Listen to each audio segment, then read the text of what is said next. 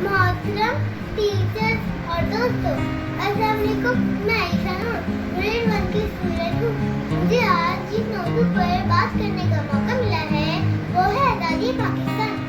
मैं अपनी तकरीर का आगाज़ इस शेर से करती हूँ। बढ़ते वतन का हमको है जान से भी प्यारा, बढ़ते वतन का हमको है जान से भी प्यारा, आंखों का ये उजाला, ये चांद ये सितारा। प्यारे साथियों, 14 अगस्त हमारी आज़ादी का दिन है। उस दिन हमारे बड़ों ने बहुत मेहनत और कुर्बानी से इसको हासिल किया था और हमें इस मुल्क में आज़ादी से रहने का हक दिया।